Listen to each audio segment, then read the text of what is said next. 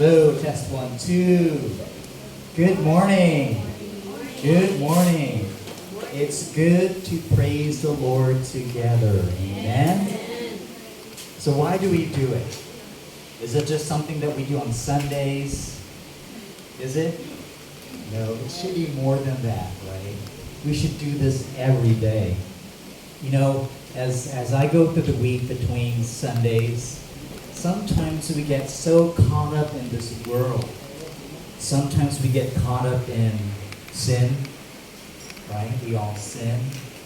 Sometimes we get caught up in the activities, the busyness of life, and we forget our Lord. We do, and it should not be. We need to keep focusing on the Lord because the last song says, Jesus Christ is Lord. He's our God, He's our King. And we need to live each day for Him. Amen? So Sundays are a time for us to get our heads straight. Okay? To refocus our lives, to recenter our lives on Him. Amen? So I look forward to these days, these Sundays. I hope you do too. So announcements. Welcome to Calvary Chapel Aklan, church family and visitors. I love this verse. It is our verse for us. But grow in the grace and knowledge of our Lord and Savior, Jesus Christ. To Him be glory both now and forever. Amen. We are to grow in His grace, His blessings, but we're also to grow in knowledge through the Word, but also as we grow in relationship with Him. Amen? And it's all for His glory. Jan, next slide, please. Welcome to our brothers and sisters, Dr. Ermi and his wife, Sis Jazz, is with us along with Madhukar. So welcome. Thank you so much for the time, effort. I know it's not a short drive from Iloilo.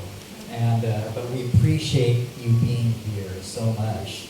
And I just wanted to mention too, you know, Satan in the form of a serpent or a snake tempted Adam and Eve and they fell, right? We battle Satan, the snake, every day. And last night, Marikar had to battle a snake in her room. Yes! There was a snake in her room. But she was fearful, but she was strong, right? So thank you, Marikar, for fighting the snake.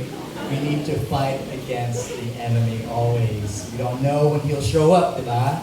We have to be on guard. So sorry about that. But she said she slept well. So praise the Lord. Lawan Outreach Ministry will be set for October 20. Lawan is about 18 kilometers from here, heading that way, somewhere over there. And the Lord opened up some doors for us to minister to the community there. It's a housing development, again, that has maybe 40, 50 families. And they're so far, you know, from everything that most don't go to church. They just stay at home. So some of the youth from Gambali 1 invited us to be there, so we are going to be there on October 20th. So pray for that. Pray for us as we prepare our hearts to share the Lord, the gospel, and pray for them, that their hearts would be open to receive Jesus Christ. Amen. Crude Partnership Ministry, we are starting this new partnership with Campus Crusade for Life. The Lord put it in the heart of one of the leaders that's coming here from Iloilo. She has dedicated her life to come here at least once or twice a month in partnership with 3 churches, ourselves and 2 others, and we are going to focus on penetrating 3 campuses. Calvary Chapel, ASU Calibo, Garcia College, and Aklan Catholic College. So please pray for that. We are going into the enemy's territory to share the gospel. So pray for that. I'm excited about it. It's very timely. We pray that the Lord will use that to share more of the gospel. October 16 to 18 is what they call freshman treat. It's an initial visit to the campuses. They'll be putting together gift bags, goodie bags, treats that we will be handing out to students and introducing them to Cru and hoping that they will join again in the future. So it's just kind of initial penetration into the campuses. That's October 16 to 18. And then on November 1 to 3, Lord willing, if anyone wants to try to go to that, there's a Leadership Training Institute in Iloilo for Cru. Okay, so be praying about that. Lord is opening up opportunities to share the gospel more and more. In light of the times, they are getting darker, diba? Jesus is coming soon, so we need to be about His business, right? Our mindset must be on Him. Next, Ginbang. Okay, so Ginbang, we will be going out there today after lunch fellowship today. Okay, speaking of which, there will be a lunch fellowship after service, so stick around. Fellowship with one another, the team from Iloilo. Okay, but pray that the seeds that are planted there by the Lord would continue to grow and flourish in Ginbaliwan. Okay, be praying about that. Next. Again, our usual church activities, our Sunday school 8:30, adults with the Book of John with Brother Gwen.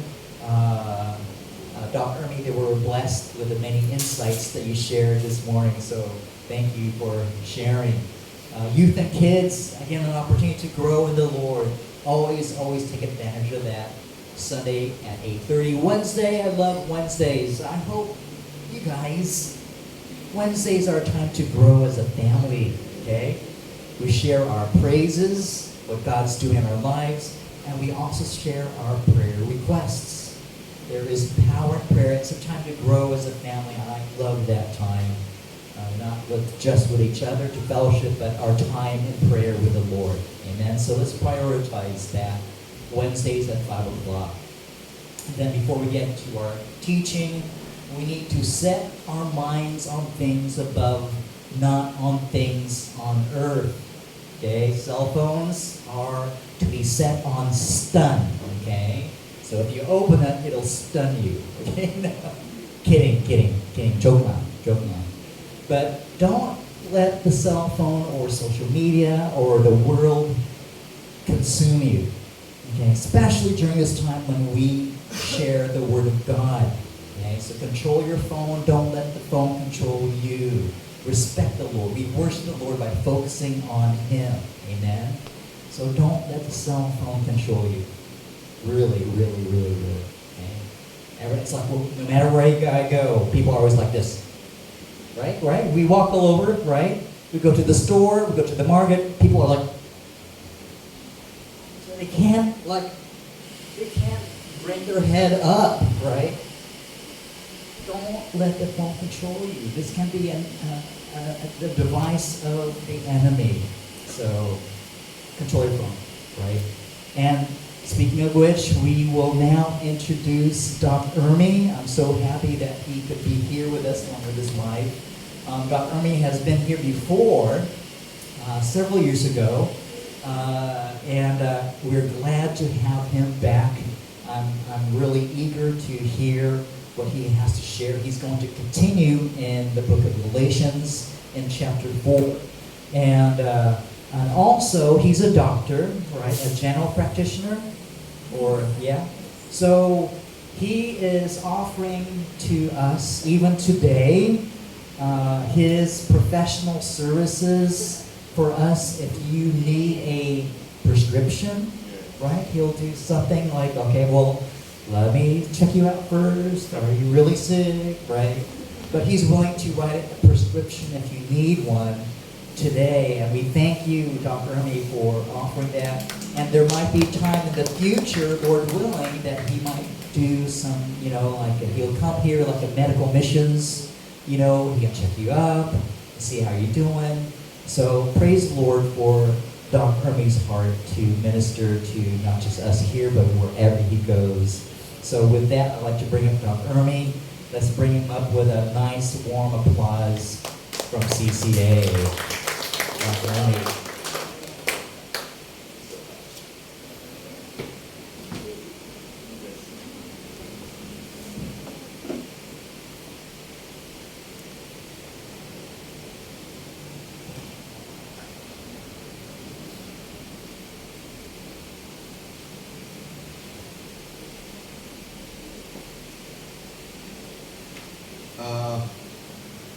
Uh, good morning, everyone. Good morning. My brethren in Christ. And this morning now we will read Galatians chapter 4, and we will study, and I will preach now the context of Galatians chapter 4 verse 1 to 7. So please open or prepare your Bibles, chapter 4 of the Paul's letter to the Galatians. And we will study only verse 1 to 7 with the theme of sons and heirs to Christ, and I'm using the NKJV translation. Now, supposedly, this morning, no, si ito po ay sana yung mag-preach sa inyo. But partly, I asked him na ako na lang because yung schedule ko ngayon medyo lumuwag. And napakaganda naman na nagtugma yung mindset namin because last week napaka-busy ni Doc Noel because he's attending a big event, Christian event. So tama-tama lang na yung kumbaga will naman ng Diyos yun. Okay? So in these first 7 verses of Galatians chapter 4, partly the election and the sovereignty of God are emphasized here, which will be the focus of my preaching this morning, the sovereignty of God. But before we dive in, let me introduce myself by giving you my testimony first, because this is my first encounter to you, to preach you. Post-pandemic, nandito ako to support Doc Noel and Pastor Mark sa inyong baptism. So, hindi naman talaga ako nag-preach sa Tasman. So, nag-attend ako ng baptism. But this morning, mag-preach ako. That's why Pastor Mark asked me to give first my testimony for you to validate if I'm worthy to stand here pulpit. Okay? As a professing Christian. Mahirap rin kasi na profess ka ng Christian sa story ng buhay mo. Walang makita, right? I'd rather choose to be a repenting sinner than a Christian who profess, or a hypocrite Christian na profess ng word of God. Okay? So, I'm here to testify first, to give you my testimony first, so you can validate if I'm worthy to stand on this pulpit, prophesying the gospel of Christ as what Paul did in the first chapter of Galatians. Okay? So way back 1980s, 1990s, in our town, in Cabatuan, Iloilo, doctors were very famous. Okay? People who went to US became rich. Okay? And they had concrete houses with black and white TVs. Okay? Batang 90s kami they had maids and servants, vast lands, and they were the leaders of our community. That's the setup of our town. These things tempted my eyes and gave me a perspective to be a doctor also.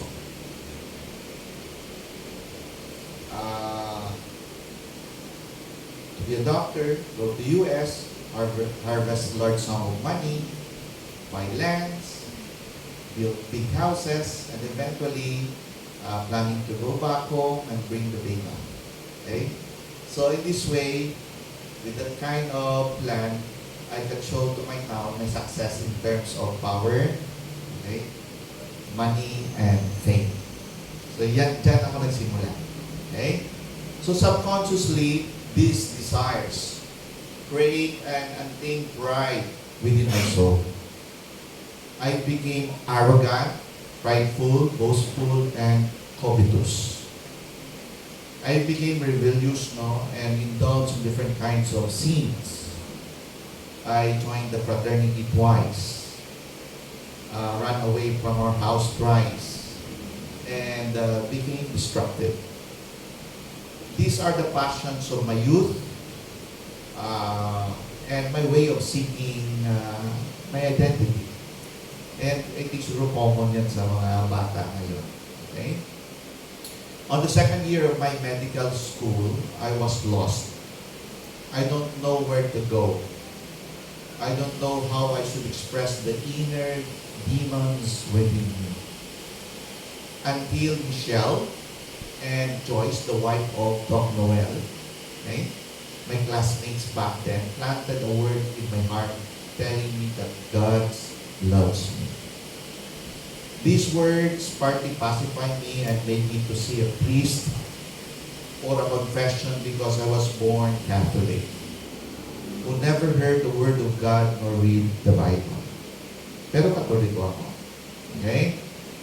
So, and while waiting for the priest, it was my first time to talk with God sincerely, begging Him to straighten and fix my path. When the priest came and I was about to confess my sins, I ran. Tumakbo ako because I felt shame of myself. I was ashamed, not merely because of my sin, but I felt that I was a failure. So this experience shifted my mindset to attend Sunday masses or mass for the purpose of blessing, and I promised to myself to correct my bad attitude, habit, and behavior, and bring myself back on the track of pursuing success.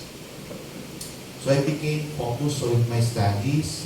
I met some good people whom I could talk with of my emotions. I became more confident to myself. I became achiever academically. And these good things made me felt that God was real because of these blessings and benefits. So when I took my medical board exam, I made a deal to God as I proposed, kung ipapasa mo lang ako, Panginoon, okay, tutulungan ko ang mga mahirap talaga. So that is my barter, no? But at the back of my mind, if I will be then a licensed doctor, I'll be famous in my hometown kasi konti lang naman yung doktor doon. And it will be easy for me to go to US and achieve my success and dreams as I planned before. So eventually I passed my exam and choose not to pursue my residency training. Instead, I enrolled in the field of nursing. So I have two professions. So I enrolled nursing knowing it is my ticket going to US as part of my plan from the start. So kasi nag-open noon ng mga nurses going to America. So I passed the nursing board exam, English proficiency exam, and while I was waiting on my immigrant visa, retrogression came in and it delayed my plan. Naghintay ako noon. So one evening, as I had my glass of brandy, kasi uminom ako noon, I saw in Friendster, kasi uso sa amin noon, Friendster pa eh. I saw in Friendster the success of my high school classmates. This made me envious because these classmates of mine, hindi naman kagalingan nung high school kami, no? In fact, tinuturuan ko pa nga, no? Paano pumasa. Okay? Pero, I asked myself, bakit successful na sila? And comparing myself to them, doktor nga ako, pero nakatira pa ako sa bahay ng kapatid ko. Okay? So, I felt the injustice of life, bitterness, and napakasad ako at that moment. Okay? This led me to ask favor from God again to give me a chance, proving myself and give me the success that I aspired since from the start of my life. And guess what? Right away, biglaan lang may opportunity dumating. I was given an opportunity to be a lecturer in the field of nursing. Kasi yung mga doktor kasi suplado yan eh. Okay, so may mga nurse na tuturo, natatakot. So wala silang mahanap na mga lecturer in nursing na magtuturo sa doktor. Naghanap sila ng doktor, nurse na magtuturo sa doktor. So, parang opportunity sa akin. So, I became a lecturer in the field of nursing, no? I tasted the fame, the money and power in that field. Okay? Life is so good at that moment. So, napakasaya, no? I bought properties, pumping myself with too much desire of the things to have. My motto back then is strike while the iron is hot. Kasi, opportunity nga eh. So I acquired things and properties in a short period of time. This made me glorify God. And as gratitude, I practiced indulgence. Okay? On that time, no? But it came to a point that I became boastful and proud of myself. I told some of my friends na hindi na ako babagsak sa buhay. I have this, I have that, and even I might develop stroke kasi grabe yung trabaho. Still, I can do lectures like Stephen Hawking, sitting in a wheelchair, speaking few words, yet earning large amount of money. So parang wala akong takot. Napakayabang ko nun. Okay? So I felt invincible and superior to others at that time. And every time I dropped by in Iloilo from Manila to give lectures, I usually call my friends to paint the town red. At anong pwede namin gawin? Parang gano'n. So, of the carnality within me, I begin to doubt the existence of God. And because I was fond of reading new discoveries in science, it made me conclude that God is only made by man. Okay? It made me believe that the good things happened to me were the result of my persistence and coincidence. And I remember in one of my lectures, it came out from my mouth that there was no God. Sinabi ko talaga walang Diyos. Okay? And we only invented God for we have no explanation of other things around us. So, it made me think that God was only a wastebasket of our unanswered queries or questions in our life. Parang tapunan mo lang. Parang ganon.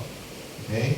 As I maintained the equilibrium of my success, I felt emptiness within me, a sense of lacking, a sense of searching of a certain truth that money can fulfill. So I ignored this feeling and I tried to understand that it's part of my midlife crisis because I was 37, okay, on that time. So, I said to myself, I will work for 3 more years so that I can finish the building of our school, my wife, and retire thereafter, for I believe that life begins at 40. Parang ganon pang motto ko nun eh. Okay? So, the emptiness morphed into dryness within me, and I felt that I was burned out. Working hard. Parang na-burn out ako. I was passing out blood in my stool, napupoops na ako ng dugo, I have multiple joint pains, blurring of vision, constant headaches, and hip pains.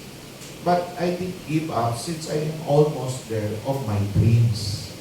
Nagpa-check up rin ako, pero yung mga laboratory talaga, normal. Okay? One time, I came from Bicol, no? Chasing my flight to Iloilo via Manila.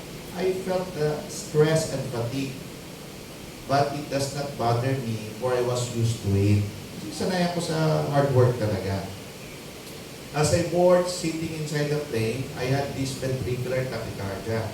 Bumilis ang tibok ng puso ko. Yung chinek ko, 200 heartbeats ko, tumaas. So sobrang bilis kasi minsan ng puso ng tao, wala siyang time relaxation, makukulaks ka niyan. Kailangan i-defeat mo siya. Okay? So, it almost lost my consciousness. Wala na ako ng malay. That was the time where I pleaded God to spare my life because I thought it was my end. Talaga akala patapusan ko na. As I prayed deeply, I did some maneuvers to pacify my heart. Ginagawa namin kasi dyan, i-ere ka lang eh. slow down yung heartbeat. Okay? Valsalva tawag namin yan. Then inangat ko yung paa ko, okay, para yung dugo sa paa ko kasi sa brain ko kasi parang mawalan ako ng malay. And I was favored by God because the flight attendant who helped me was my student in nursing. Okay? In short, I went home safe. Okay?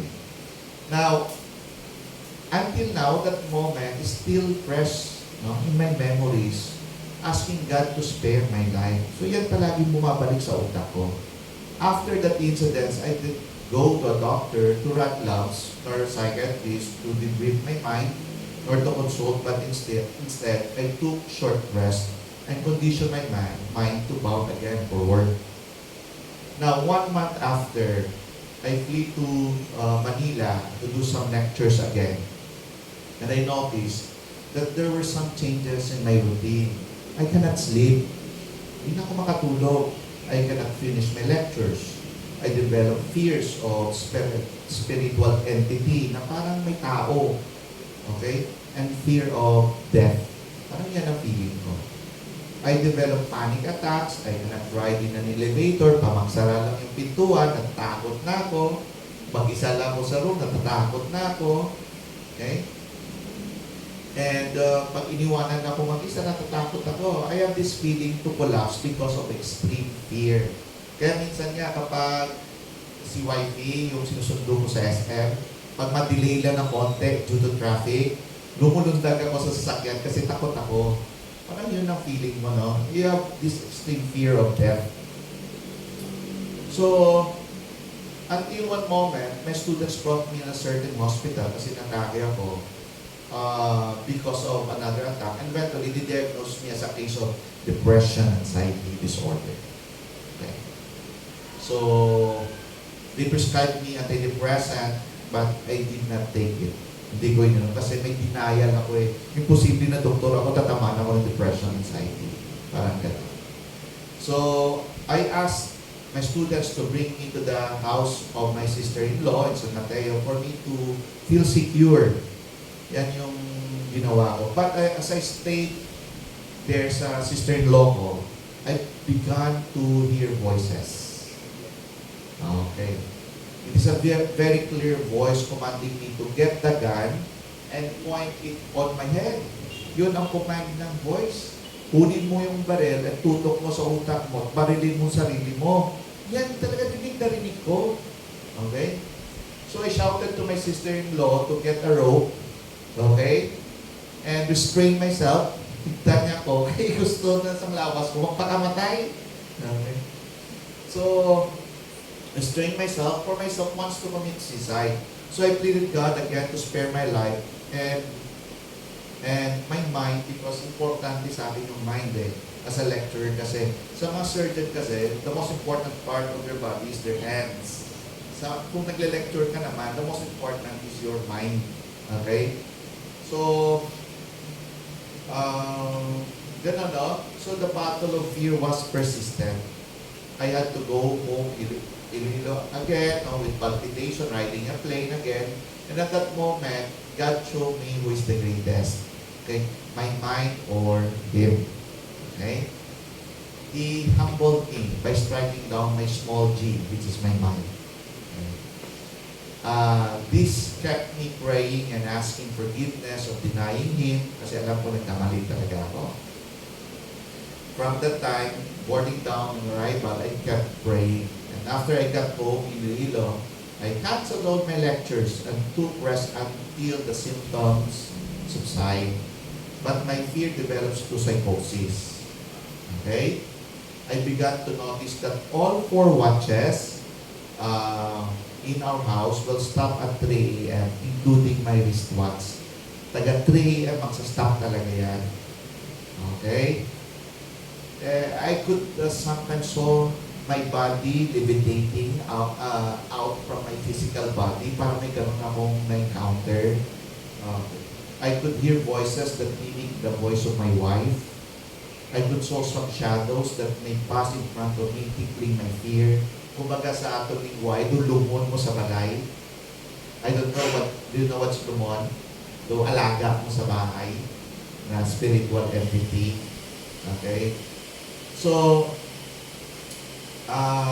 medically speaking, these are psychosis, no? But it was so interesting that even my wife and our servants experienced the shadow and sounds mimicking my voice. So hindi pwede, tinatanong ko palagi sa site, kung talagang magkakaroon ng social na psychosis na pare-pareho kayo. Like what happened to Paul na when he's going to Damascus, no, to persecute the Christian, nahulog sa sa horse, no, at hindi lang siya nakarinig ng voice, pati kasamahan niya. So, tinatanong ko palagi sa psychiatrist, kung pwede ba magkakaroon ng social na pareho kayo na psychosis. Okay, sabi nila, hindi pwede. So, doon ako may mga reservations. Na? Now,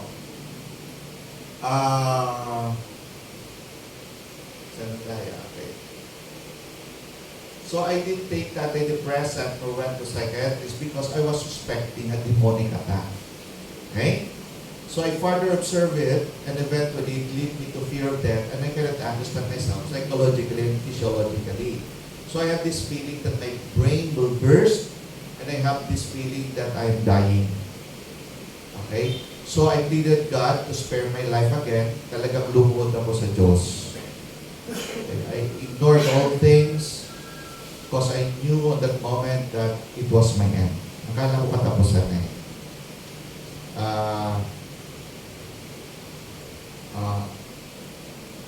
So I asked Jesus, no, from the time now, if you're really true and real, show me the way. Sabi ko sa kanya. Then a few weeks after, I met Doc Noel. Hindi pa kami kilala niya. Okay? Kilala ko lang siya nung medical years namin. Kasi member ako ng fraternity, may area talaga kami siya pa. Palakad-lakad lang, pambarian siya eh. Wala siyang grupo. Okay? So, for a few weeks after, I met Doc Noel because he scheduled my father for cataract surgery. We were his last patient. No? And during our encounter, I opened up to Doc Uoy, I called him Uoy, of my problem and sufferings. And eventually, he read to me the Romans 6:23. Yan yung una talagang words na tumatak sa mind ko. Now, for the wages of sin is death, but the free gift of God is eternal life in Christ Jesus our Lord. So these words of God gave me an understanding that my fear of death is a result of a multitude of sin that I have done now. And the only one could free me from this bondage of fear is Jesus our Christ. Okay? So we prayed after that short period of encounter, and after that it gave me a light and peaceful feeling. After I heard that verse, a feeling of relief because of those words, and Doc Noel suggested me to start reading the Gospel of John. Okay? And when I got home, I opened right away our decorative Bible. Kasi pang-decorate lang namin yan eh, ang Biblia sa Roman Catholic naman. Alam niyo yun, di ba? Okay. And the first verse that I read was John 14:16. Tama-tama, pag-open ko. Jesus said to him, I am the way, the truth, and the life. No one comes to the Father except through me. And right away, it opens my spiritual eye. Okay? That Jesus is the way I'm looking for. So I was amazed of myself then that I understand right away the Gospel of John. Okay? After reading it, I sincerely admit, no, I don't know how to read the Bible before. Okay? Even I was a Catholic before, hindi ako marunong magbasa ng Biblia. I tried once reading the Genesis from the Bible, which I stole from the hotel kasi may mga Bible dyan eh. Kasi ginagawa ko yan, kinukuha ko yung Bible, nilalagay sa bag mo para kung ang aeroplano may turbulence at maawa ka sa Bible, feeling mo isi-save ka niya. Parang ganun yung mindset ko dati. So reading, hindi ko maintindihan yung Genesis, no? But all the time, it was easy for me, no? digesting the context. Parang namanghari ako sa sarili ko na naintindihan ko yung John. Okay? I had the thirst and hunger then of the Word, no?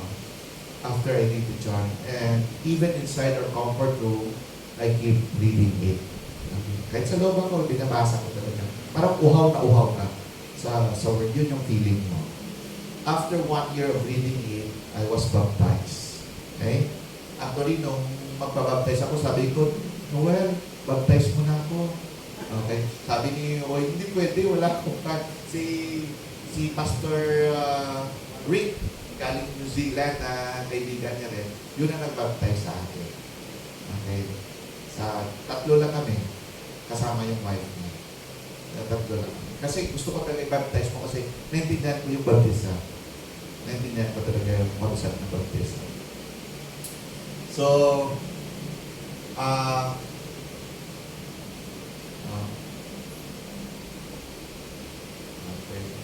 So, after 1 year of reading it, I was baptized. Then after another year, my wife was baptized also kasi I shared the gospel to my wife, okay, and some of my friends in the hospital, parents of our students, my co-worker in the hospital, were baptized also subsequently. Okay? So, I have so many stories na namamangha talaga ako sa encounter ko sa Diyos. Hindi lang dyan nagtatapos, maraming magagandang nangyari sa akin. Okay? I have so many stories to testify how amazing our God, the Word of God, Jesus the Christ. But the main synopsis of my testimony here, I am Hermine Puello. I was lost, but now I have found. Okay? Living peacefully with Christ, contented of the life He planned for me. Kahit wala kaming anak ni Jazz, happy ako. Okay? We have, God bless us a school. From nursery to grade 6. Siguro binigyan kami ng Diyos ng ganon kasi parang dyan kami nilagay as our platform to minister the Word and also to feel the sadness sometimes kung wala kang anak, mga anak mo dyan, yan ang nakaka-feel ng hinahanap or desire ng puso mo. Okay? Now, contented of the life He planned for me, sharing wisdom of the Word of God, free with no fear. Sabi ko rin sana ako sa mga tao parang walang takot mamatay. Okay? Yes. Living happily with my wife and brothers in Christ.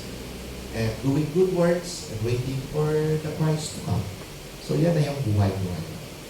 So,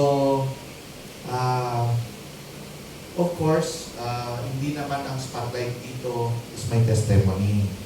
But on the Word of God written in chapter 4, verse 1 to 7 of letter Paul to Galatians. I just only started today's preaching with my testimony, not to emphasize the pronoun my or I, okay, but to show you how sovereign our God is and on His election, on a believer, on His appointed time. Yan yung pinutumbok ko. Okay? Which this sovereignty of God and the doctrine of election is related to the first 7 verses of Galatians chapter 4. Talagang we are predestined. Kasi nung nagsisimula pa lang ako magbasa ng Biblia, I thought salvation is will mo talaga. Na gusto mo ba na masalba? Pero sa bandang huli, kung babasahin mo lahat, akala mo lang yon, pero will talaga ng Diyos. Okay. I'm not the one, you're not the one who choose me, sabi niya. But I'm the one who choose you. Okay. Kasi usually sa ating Christianity na buhay, we have some different perspective. Okay? Because medically speaking or mathematically speaking, information is binary. 0 and 1. It is proven mathematically. That's why kapag gumawa ng computer, 0, 1, 1, and 0, pag niload mo yan sa computer, then tag ito sa table talaga yan. Pero 0, 0, 0, 1, then tag sa chair talaga yan. That's why information is composed of 0 and 1. That's why it could be anticipate as right or left, up and down. Okay? Binary siya in nature ang information. Okay? That's why if I ask you, saan ka ngayon nakatayo o nakaupo? Sabi mo, in top of the earth. Pero some of us would say, sa gilid ka because ang Pilipinas sa gilid ng mundo eh. Di ba? Then if I ask you, gumagalaw ba ang building na ito? You might say, no, based on my senses, hindi gumagalaw eh. Pero some mathematician and physicists would say, yes, kasi gumagalaw, nagre-revolve ang mundo. Kaya gumagalaw ang building. So different ang perspective. That's why some of us would have perspective na akala mong salvation is gawa mo, yung will of man, pero titingnan mo, sovereign talaga yung Diyos sa iyong salvation. And we have this philosophical question na masabi nila, will ng tao, because sabi nila, salvation, just like you are in the ocean, okay, near drowning, then tatapunan ka ng life jacket, depende sa iyo kung i-grab o hindi, di ba? May ganun na philosophical na mga argument. Pero ang question nila, okay, who put you in situation, okay, in the ocean, okay, na magdi-decide ka kung i-grab mo o hindi. Di ba Diyos pa rin ang bibigay sa iyo ng situation na yun? That's why, ganun yung sovereignty ng Diyos in terms of salvation. That's why, kung mag-aaral tayo ng Biblia, may mga tinatawag tayong Calvinist, may mga Arminianism na because we have different perspective. Pero I think that's minor things, no? Kasi context talaga ng ating pag-usapan dyan is ang Diyos naman talaga. So, sometimes kung may different perspective tayo, don't judge right away. That's why sabi nga ng Diyos, give mercy first before judgment. Malay mo, nag-grow pa lang siya. And balang araw, maintindihan niya rin yung full context of salvation. Ano yan? Now, ngayon, before tayo magsimula, let us pray first, no? Okay. God, creator of heavens and earth, an omnipotent, omniscient, omnipresent God, thank you so much for this day, for we are here gathered as a church, not only doing fellowship with one another, but to praise you, our God. Thank you for the life you're giving to us, the grace you're giving to us, the salvation you're giving to us. Always remind us of our armor, Lord, as we battle the principalities of the world. Remind us of our breastplate of righteousness, belt of truth, our helmet of salvation, our faith as our shield against the darts of evil. Our boots of peace, O Lord, remind us of our armor, Lord. To those who are suffering, particularly the saints, O Lord, may you give them patience, courage, and wisdom while they suffer. Give them wisdom that through suffering there is endurance. Endurance is character, and this character is hope, O Lord, asking you under your name, O Lord. May you heal the suffering saints, O Lord. Whatever healing you give to them, O Lord, financial, physical, you bless them, Lord. Continue to bless this church, O Lord. We ask this. And as they go, Lord, they will bind to your word, O Lord. Always remind them. And bless Pastor Mike, family, who is overseeing this church, Lord, and always remind us, this is not our church, but your church. As you said to Peter, I will build not our church, but your church, Lord. We thank this, Lord, blessings, and may you give us wisdom and understanding as we read your word in Galatians, Lord. We thank you all this through Son Jesus Christ. Amen. Okay. So, narinig nyo, no? I am fundamentally grounded in the doctrine of predestination. Ay pinili talaga ang Diyos. Okay? Before the foundation of the world. Sovereignty of God. I'm also grounded of that kind of doctrine and salvation by faith. Kasi kung titignan mo testimony ko, parang gano'n talaga. Okay? So, God said in the Gospel of John, chapter 15:16, "You did not choose me, but I choose you and appointed you that you should grow and bear fruit." Okay? John chapter 1, verse 12 to 13. Napaganda nito yung usapan namin kanina sa aming study. But as many as received Him, to them He gave the right to become children of God. Tingnan nyo ito To those who believe in His name, who were born not of blood, nor of the will of the flesh, nor of the will of man, but of God. May sovereignty talaga ang Diyos sa iyong salvation. Pinili ka talaga. Will niya talaga. Okay? Now, minsan masabi, what if naman yung man nahulog, naniwala, tapos nahulog? Kung titingnan mo rin kay John, beforehand, talagang hindi sila part. Okay? At makikita mo yun sa story ni Judas. Si Judas dyan sa simula, nakita niya yung mga signs, wonders, right? Yet at the end, hulog siya. Okay? Now, question, bakit ganon? Because it is very clear, no? Mayroon tayo kasing tawag nito, prophecy sa Old Testament na yung kasamahan ni Jesus or friend ni Jesus Christ would betray Him. So, diyan papasok yung condition ni Judas kung bakit hulog siya. Okay? So, and also, one of my favorite, is Ephesians, 2. But in Ephesians chapter 1, verse 4 to 5, sabi dito just as He chose us in Him before the foundation of the world, that we should be holy and without blame before Him in love, having predestined us to adoption as sons of Jesus Christ to Himself, according to the good pleasure of His will. So, gusto ko i-emphasize ito kasi kailangan nyo maintindihan na narito kayo, hindi po muna kung choice mo lang. May reason talaga kung bakit narito kayo. Okay? May design talaga yung Diyos. Okay? And kung naintindihan nyo ng salvation, sana maintindihan nyo na napakapalad nyo talaga. Okay? You are so blessed by grace kung naging part ka ng church sa believer. Sana mag-grasp nyo yung ganong perspective. Okay? Now,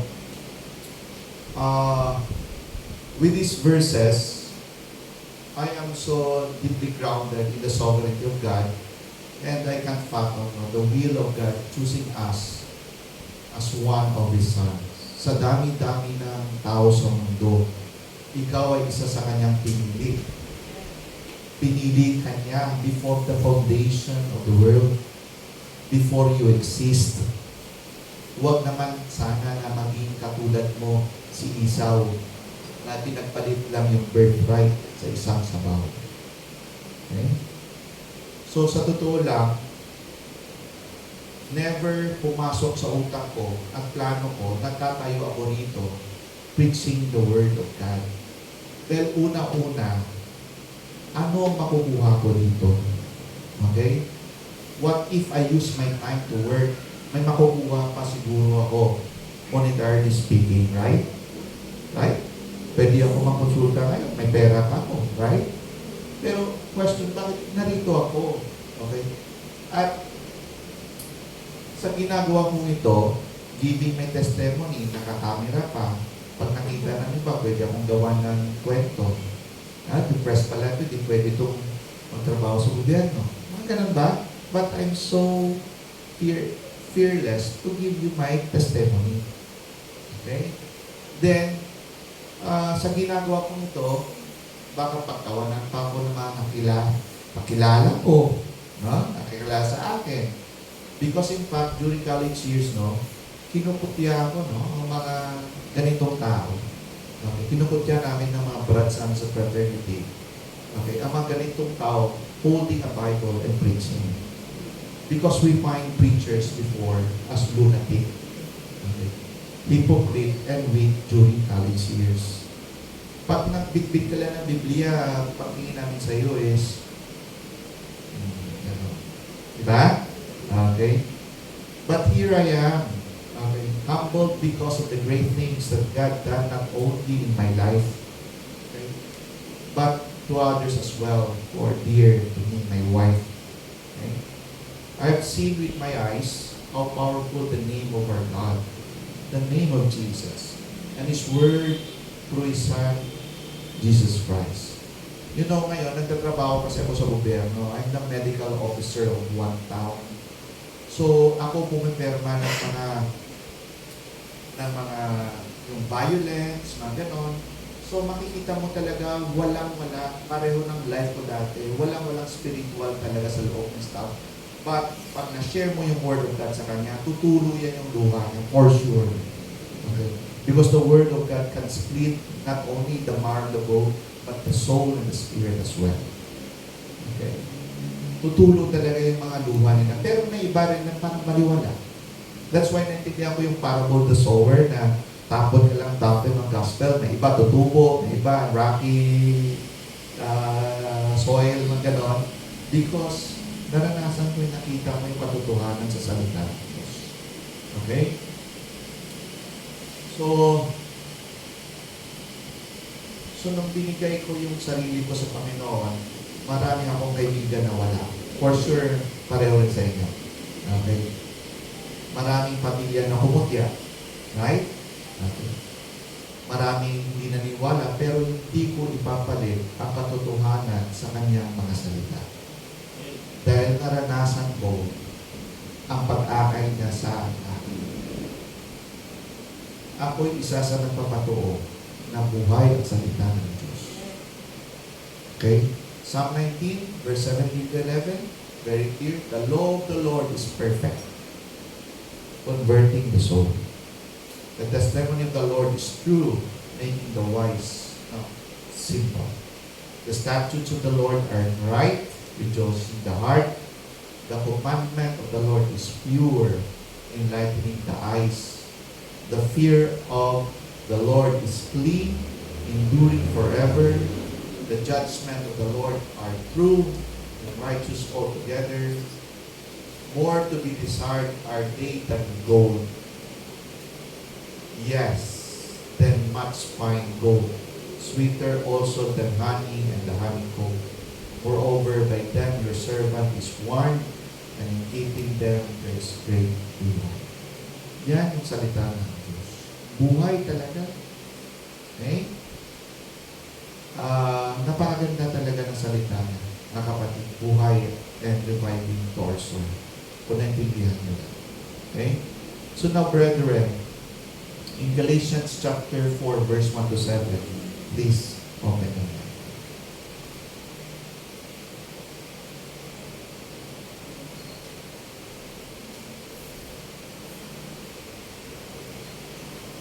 I will read. Now I say that the ear, okay, as long as he is a child, does not differ at all from a slave, though he is master of all, but is under guardians and stewards until the time appointed by the Father. Even so, we, when we were children, were in bondage under the elements of the world. But when the fullness of the time had come, God sent forth His Son, born of a woman, referring to Jesus Christ, born under the law, to redeem those who were under the law, that we might receive the adoption as sons. And because you are sons, God has sent forth the Spirit of His Son into your heart, crying out, Abba, Father. Therefore, you are no longer a slave, but son, and if a son, then an heir of God through Christ. The Trinitarian doctrine. Okay? Now, for us to understand the analogy and the meaning of God's word in these verses, it is better, firstly, that we should have a concrete and solid foundation of understanding of law and grace. Okay? Which part expressed in chapter 3. No? So before chapter 3, nandyan yun, Kasi sinabi ni Paul kung anong law and grace. Now, para maintindihan natin chapter 4, very important na mag-grasp natin ito. Okay? Now, in Genesis, prior to the time of Moses, konting history lang ha, prior to the time of Moses, we know that God called a man who was a pagan worshiper by the name of galing Ur. Sino nga to? Sino galing sa Ur na tinawag ng Diyos before Moses? Abraham. Okay? And God spoke to Abraham, made a promise, and entered into a covenant with him. God promised that he would have descendants as many as the stars in the sky, sands in the oceans, despite he was getting older. Okay? And we knew that Abraham believed and saw right then that God established a relationship with him based solely upon his belief or faith. Okay? Faith ang hinawakan ni Abraham doon. Okay? Abraham believed and it was counted to him being righteous because of faith. That's why in Romans 3, yan naman sinabi ni Paul, that Abraham was counted righteous because of his faith. At yun ang nag-open ng mata ni sa Reformation ni Martin Luther. Okay? That salvation is by faith. Okay? Now, after Abraham, we knew, okay, was Isaac, then followed by Jacob, the 12 tribes. Then God, through Moses, history lang to ha, after bringing them out of Egypt, in their own land, established also a covenant with them called Mosaic covenant. So may Abrahamic covenant, may Mosaic covenant. Okay? God gave them the law, the time of Moses, the Torah. Okay? And in the law, God gave them the commandments. Yan yung story natin. And after He gave the 10 commandments, He gave a detailed set of blueprints, to Moses to build a house of worship, portable temple called the tabernacle. Okay? And God said, this is how I must be approached. Okay? You must now take an animal and kill the animal, and its blood must be shed, and it has to be sprinkled. Okay? Yan yung utusan sa Mosaic Covenant. And everything has to be done must right. Okay? You can't just come in right away, but you have to go through this elaborate set of parameters if you're going to have fellowship with me. Okay? So, pinigay ang commandment sa kanila. So, biblically and historically speaking, God established a covenant of the law after He had established the righteousness by faith. Okay. Abraham by faith, then Moses by the law. Okay. Thus, in chapter 3 of the book of Galatians, you may notice in verse 19, Paul asked, what purpose then does the law serve? Para sa ano yung law? Okay.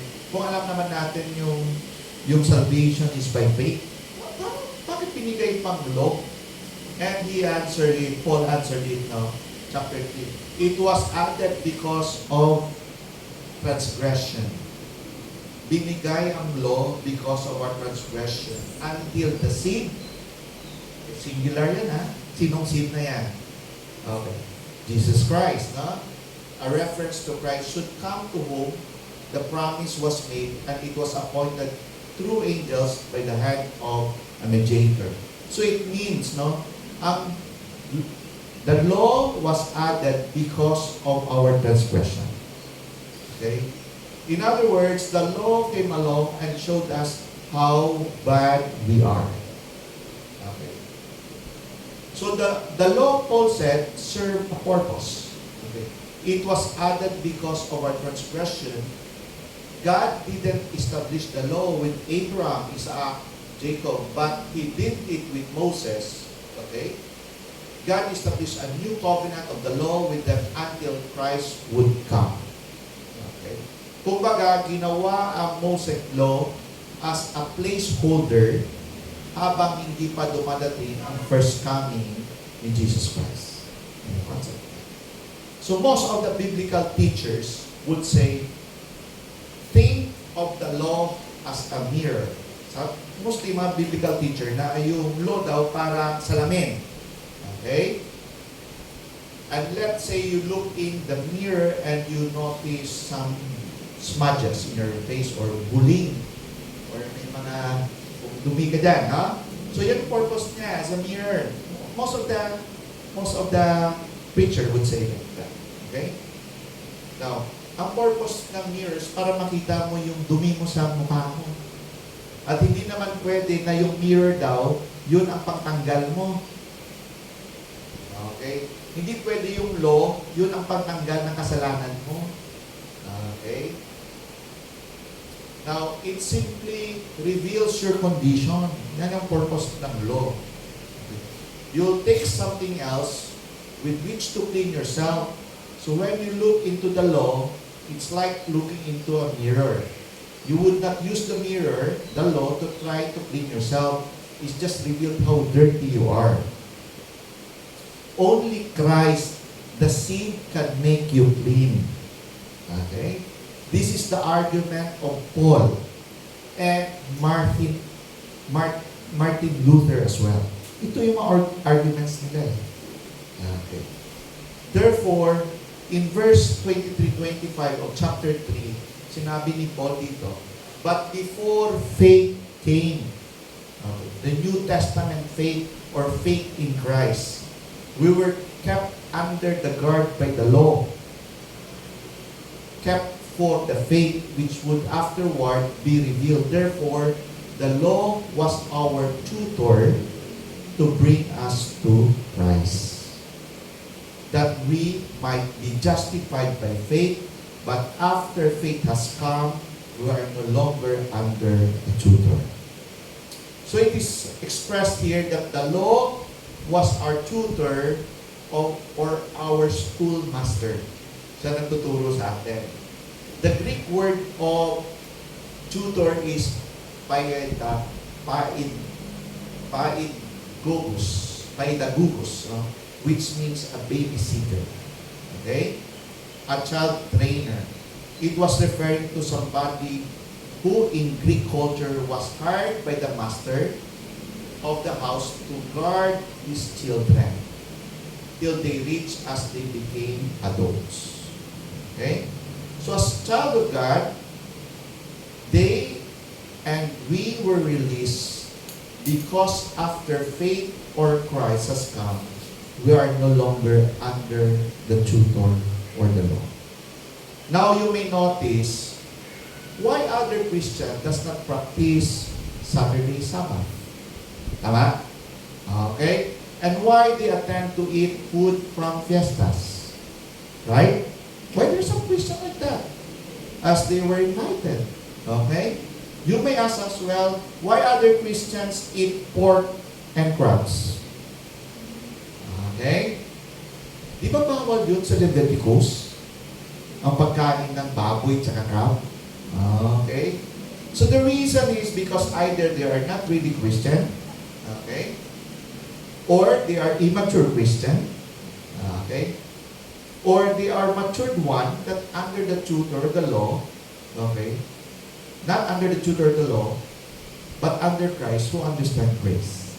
So, those are mga reasons natin. Bakit kumakain sila? Either hindi naman talaga totoong Christian yan, either immature na Christian pa yan, or talagang mature Christian na naintindihan lahat. Okay? Na hindi na siya under the law, but understand the grace. Okay? Now, a mature Christian is matured enough to understand when Christ said in Mark chapter 2 verse 27-28, regarding Sabbath, kasi iba, sabi nila, Sabado dapat sisimba ka kasi ito nakalagay. Okay? Pero in Mark 2 verse 27-28, the Sabbath was made for man and not man for the Sabbath. Therefore, the Son of Man is also Lord of the Sabbath. Ano ibig sabihin nito? Ang tao daw, okay, hindi ginawa para sumunod sa Sabat. But ang Sabat, ginawa para sa tao para makapagpahinga. Okay. So for me, it doesn't mean na Saturday ka talaga. Kasi ginawa ang Sabat para makapagpahinga ka. Okay. Physically. But in a mature Christian, okay, naintindihan pa nila itong kadugtong. Therefore, the Son of Man is also Lord of the Sabbath. Na every day, nakakapagpahinga ka na because spiritually you are in peace with God. You are at rest with God. Okay? So, hindi na big deal sa iyo kung Saturday ka man or Sunday ka man because you know, spiritually you are at peace, at rest. Okay? Now, they understand also the word of our Lord in Mark 7. Kasi sometimes, baboy, crab, sa Leviticus pinababawal, pero pagdating mo sa New Testament, sinabi ni Jesus Christ, no? Do you not perceive that whatever enters a man from outside cannot defile him? So kung hindi ka mature dito, hindi mo ba maintindihan? Nakakling ka pa sa Old Testament. Okay. Right? Pero kung naintindihan mo nito, okay, by grace, may freedom ka. You're not tutor under the law. Okay? Now, in grace we have freedom, brethren.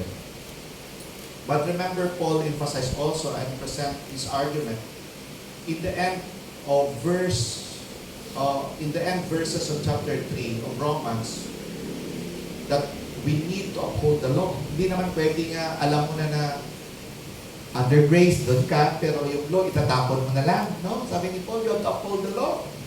Okay? He said in verse 31 of Romans chapter 3, do we then make void the law through faith? Certainly not. On the contrary, we have to establish the law. Okay? We have to uphold the law even we are saved by grace because the law serves as the boundaries of our freedom.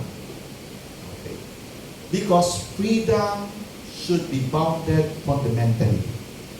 Okay? God said in Genesis chapter 2, verse 16, of every tree of the garden you may freely eat, but of the tree of the knowledge of good and evil you shall not eat, for in the day that you shall eat, you shall surely die. This is the first law bounding our freedom. Okay? Before the law of Moses. Right? Ano purpose ng ating legal law? Moral law natin, moral standards natin.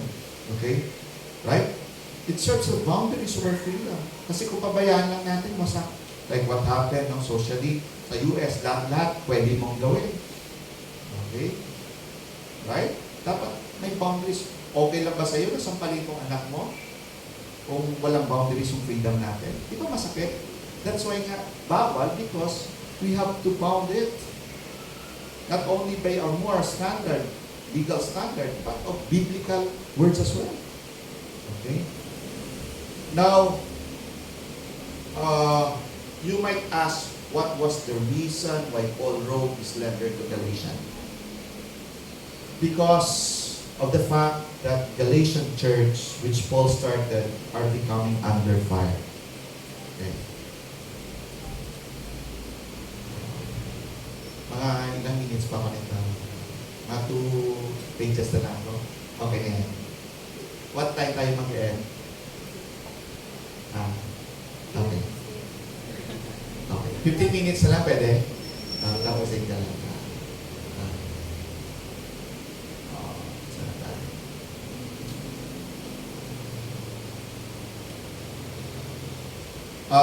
So, you might ask, what was the reason why Paul wrote this letter to Galatians? Because of the fact that Galatian church, which Paul started, were becoming under fire. For there were groups from Jerusalem, whom they called the Judaizers, saying that if you are a Gentile, you must become a Jew once you come to Christ and be circumcised subsequently and keep the law of Moses. The problem is the Judaizers are more focused on the law. Okay? Hindi pa nila naintindihan yung concept ng grace. And not fully understand grace to the point that they thought salvation is by following the law. That's why, sabi nila, hindi pwedeng didiretso lang kayo hanggang ninyo hindi nyo na-circumcise ang tao, okay? Then, hindi nila sinusunod yung Moses na covenant. No? So, remember in the book of Acts, chapter 15, the Judaizers said, unless you are circumcised and keep the law of Moses, you can't be saved, sabi nila. Okay? And we know that these arguments led to the formation of First Jerusalem Council to deal with this kind of issue. Yan yung story sa book of Acts. The Judaizers were out to win the saint away from grace to keep the law of Moses. Thus, Paul wrote this letter to the Galatians. Itong reason bakit sinulat niya yung Galatians, okay, para sa mga churches sa Galatia. Paul said in chapter 1, verse 6 to 8 of Galatians, I marvel that you are turning away so soon from Him who called you in the grace of Christ to a different gospel. Kasi akala nila salvation is by law. Yeah. Okay.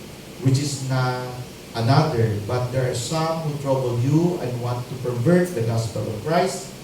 But even if we or an angel from heaven preach any other gospel to you, then what we have preached to you, let it be accursed. Okay? So, sabi ni Paul, kung may iba pang gospel na sinabi sa inyo, aside from our gospel, even the angels, okay, let them be accursed. That's why solid ang foundation ko. For example, sa mga let's say sa isang church din doon sa Mindanao, alam nyo naman kung ano nangyari ngayon, di ba? Di ba they're claiming na may anghel na nakiusap sa kanya para sabihin ito. Ganoon din sa isang church na binigay kay Mr. M. Okay? I think nasusundan niya ako na binigay na anghel. And also may isa pang religion na binigay na anghel. Okay, yung plate, golden plate, para itong sundin rather than the true gospel na sinasabi ni Paul. That's why napaka-solid ng foundation ko rito. Pag ito yung position mo regarding sa mga different gospel na sinabi ng anghel sa kanila, kaya sabi nga ni Paul, kahit anghel pa nagsabi sa inyo na different sa aming sinabing gospel, let them be accursed.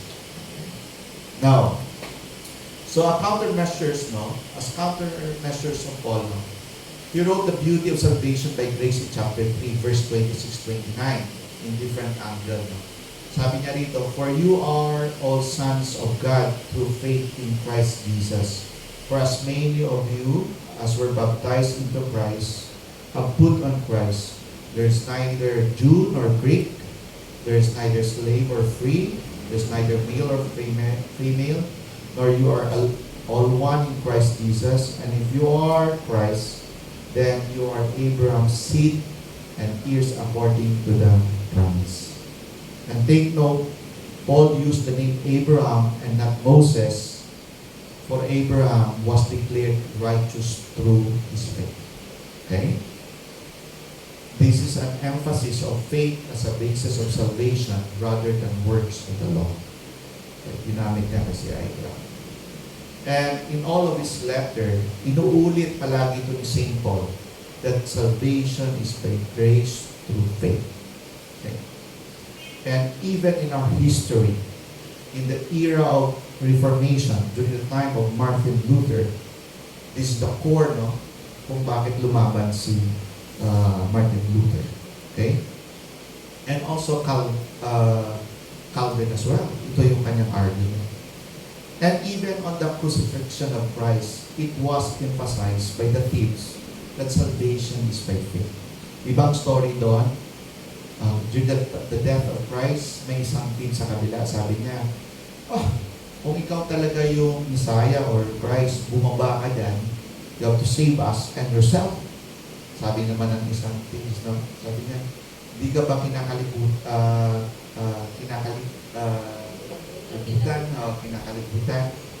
na dapat tayong totoong i-crucify dito dahil yan yung tao niya walang kasalanan.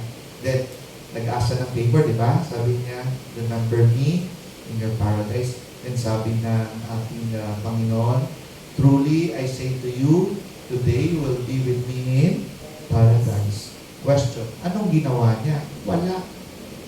Anong binigay niya? Belief niya lang or faith niya lang? Okay. So, pinapatuo ng tips na yun yung salvation by faith. Not by works. And very clear ang Ephesians. Alam naman natin si Paul ang sumulat ng Ephesians, no?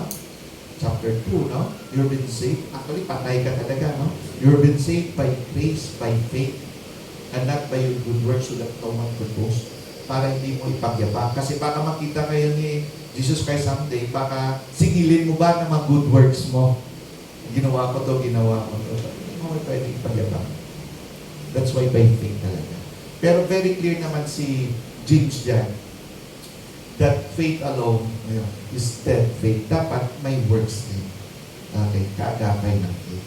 Diba? That's why for me, ang formula talaga, or the EMC squared ng salvation is faith that works.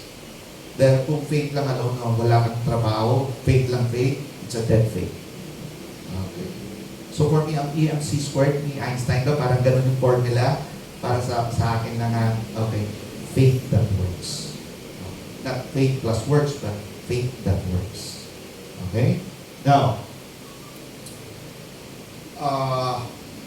going back in chapter 4, verse 1 to 7 of Galatians, Paul expand the analogy of child's coming of age to maturity and understanding of salvation.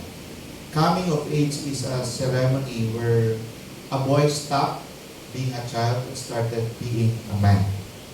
Okay? With legal rights as an heir. The word heir denotes all believers. No?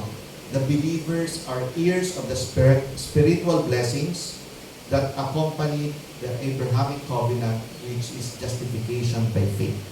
As stated at the end of chapter 3, and if you are Christ, then you are Abraham's seed and heir according to the promise. So may salitang heir doon. Okay?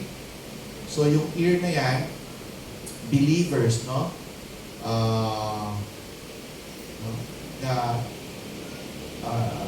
Heir of the spiritual blessing that accompany the Abrahamic covenant, which is justification by faith. Moreover, in verse 1, chapter 4 of Galatians, Paul said, "Now I say that the heir, as long as he is a child, does not differ at all from a slave through his master of all." Meaning, an immature believer, though he is predestined as saved, is the same of those non-believer. Their immaturity made them believe that obeying the law is their ticket to salvation. This kind of knowledge are the elements of the world, or the ABC, or elementary wisdom of salvation, while the immature believers were guarded and guided by the law during their morphosis or transformation. The Father on His appointed time, sa kanyang will, okay, revealed to him the true meaning of salvation, which through faith to His Son, Jesus Christ, and not by meticulously obeying the Mosaic law. And through his faith in Christ, salvation is justified to him, which is analogous to the maturity as an adult son. Okay? So yan yung kanyang context na. Actually, kung titingnan mo, ang buhay ni Paul, parang hinalimbawa niya rito ang nangyari sa buhay niya. Sinabi niyang Galatians verse 1 to 7. Kasi kung titingnan mo, Paul is a Jew. Right? Talagang karapat-dapat siya na makatanggap ng salvation, di ba? Okay? Thus, the inheritance or heir is in him. Before he encountered Jesus on his way to Damascus, persecuting the Christian church as a Pharisee, he thought he's doing the right thing, protecting his religion, Judaism. Akala niya, ginagawa niya to protect his religion, Judaism, kaya pinipersecute niyang Christian. Okay? Yan ang paniniwala niya. Yun yung mga elementary elements of the world. Okay? Now, he said in Philippians chapter 3 verse 5, I was circumcised at the 8th day, sabi ni Paul, of the stock of Israel, of the tribe of Benjamin, a Hebrew of the Hebrews concerning the law. I am a Pharisee concerning zeal, persecuting the church, concerning righteousness, which is in the law, blameless. Kumbaga, sinabi ni Paul, malinis ako kung yun lang ang pag-usapan. Okay? If we're talking din yung malinis ako, blameless ako, parang yan ang gusto niyang sabihin. Okay? Kumbaga, yan ang tutor niya. Okay? He's like a child guarded and guided by his religion fundamentally based on Mosaic law. And as he ravaged the church, he encountered the resurrected Christ. And this made his life turn 180 degrees. From a persecutor, naging preacher siya. That is the appointed time set by the Father to him. Okay? So, this conversion is the appointed time set by the Father to him. Paul, who is under the law, was redeemed and became an adopted son of God through Christ because of this encounter. Okay? And because he is son now, God has sent forth the Spirit of his Son into Paul's heart. Therefore, he is no longer a slave but a son, an heir of God through Christ. Kumbaga, sinabi niya yun sa Galatians because nangyari sa kanya. Ang context na yun. Kaya please, brother, no, kung may nakikita tayo no, ng bagong believer na medyo taliwas ang doctrine of salvation niya according sa salita ng Diyos, huwag ka agad husgahan. Okay? Na false prophet. Ganun ba? Because, you have to give him mercy first. Kasi sabi naman ng Diyos, mercy is better than judgment. Okay. Baka infant pa siya, na gusto niya milk lang muna dahil hindi niya pa kayang kainin ang meat. Okay. So, moreover in verse 6, patapos na tayo, Paul further said, and because you are sons, God has sent forth the Spirit of His Son into your hearts, crying out, Abba, Father. Therefore you are no longer a slave, but a son, and a son, then an heir of God through Christ. So when Paul was still a Pharisee, hindi pa sa Christian, no? Talaga naman may faith siya, he has faith. Okay. Kaso lang faith niya, is a blind faith. Kasi akala niya kasi, ginagawa niya itong pagkatake sa mga Christian, ginagawa niya para sa kanyang reliyon kasi Pharisee niya sa Judaism. Okay. He thought he is blameless according to the obedience of the law. Sa reliyon niya, consider niya yung sarili niya, blameless siya, wala siyang ginawang kasalanan. Okay. He's like a child under the guidance of religion, which is considered as an elements of the world. At the appointed time of the Father, he had this encounter in his life that made him a genuine believer. A genuine believer.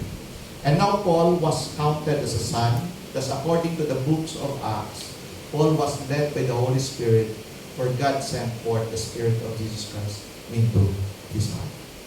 Okay. Now, synonymously, kung titignan mo yung story ni Abraham, Abraham believed God and was counted to him the righteousness, thus he had personal relationship with the Father. Then the law came through Moses. The law served its purpose, revealing how sinful we are. But this creates a religious system which blinded the Jews concerning their inheritance. Okay. And at the fullness of time, Jesus came, died on the cross, buried and resurrected after 3 days, and on his death, the veil, alam naman natin, was here from top to bottom. Napunit yun. Okay? Declaring that the religious system is out of the way and we can access the Father to the blood of Christ. Yan na yung pinapakita nyo bakit napunit yun. Pwede na tayong pumasok through Christ. Okay? Kasi dati may mga curtain pa yan na nagsiseparate ng tabernacle or the temple.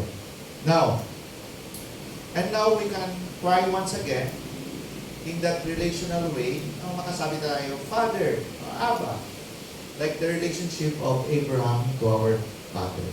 So this system is intimate now. Bagong grace, no? Intimate and personal. Therefore, you are no longer a slave but son. Okay? And if a son, then an heir of God through Christ, we are now walking not by religion, but by relation. So ngayon, ang problema lang kasi sa atin ngayon, kung hahawak ka ng Biblia, parang pagtingin ng tao sa'yo, okay? Diba? Kung maghawak ka ng Biblia, may reliyon ka na gustong sundin nila. Which is not. Okay? Kasi, kung titingnan natin Biblia, hindi naman nagsasabi kung anong reliyon. But, pinapakita niya, dapat may relasyon ka sa Diyos. That's the point of the Bible. Pero, ang paningin kasi ng tao is, pag nakahawak ka ng Biblia, may reliyon ka na gustong sirain yung reliyon nila. Diba? Okay. And in bigger perspective, we as predestined to be sons of God are guarded by our moral standard set by the Father as our tutor. This creates us with different ideologies, doctrines that bind us in the elementary knowledge of life. But at the appointed time, we will be born again, set by the Father, and then baptize us with fire for us to morph into a true Christian someday. And eventually, we will be born of the Spirit. Parang ganun din ang tinutumbok niya ni Paul. So, in John 3:5-8, Jesus answered Nicodemus. We know the story of Nicodemus. Sabi ni Jesus, most assuredly, I say to you, unless one is born of water and the Spirit, he cannot enter the kingdom of God. That which is born of the flesh is flesh, and that which is born of the Spirit is spirit. Do not marvel that I said to you, you must be born again. The wind blows where it wishes, and you hear the sound of it, but cannot tell where it comes from and where it goes. So is everyone who is born of the Spirit. So, sometimes, someday, we will encounter talaga suffering. Like for example, in my testimony, parang iba yung suffering ko naman, yung emptiness, depression, na pinatikim ako ng kasaganaan, tapos nung naranasan mo pala, wala rin namang ibigay na joy sa'yo. So yung mga salita dito regarding sovereignty of God, will of the Father, okay, salvations by faith, talaga maintindihan ko lang because of the things said by the Father during my encounter na talagang nagsubmit ako sa Diyos according to my testimony. So I hope na salita ng Diyos buhay sa inyong puso, buhay, okay? And I know ang ginagawa namin ito, and I hope Pastor Mike namin talagang sana ang Diyos naman, kasi very tempting naman yung minsan na mag-quit tayo minsan because kahit anong bigay natin na pag-share ng gospel, na-baptize na nga, makita natin, bumalik na naman, gano'n. Parang sa akin pa, na part sa 10 taon ko na nag-share ng gospel, parang 3 pa lang nakita ko talaga. Nag-sharean mo, una-una, tama yung sabi sa parable of the sower talaga. Intindihan mo talaga. Pero kailangan lang talaga share lang tayo ng share. Malay natin kung ano yung kwento niya sa Diyos lang nakakaalam. Okay. So maraming salamat. Iniyahan niyo ko rito magsalita. And thank you so much. And hopefully, na-bless kayo ng aking ito. Medyo malalim kasi yung pag-project ko ng content niya. Hopefully na someday, yung mga kids natin dito, hindi lang pumupunta dito dahil may benefits na nakukuha. But their heart talaga na sana na binigay nila sarili nila sa Panginoon. So let us pray.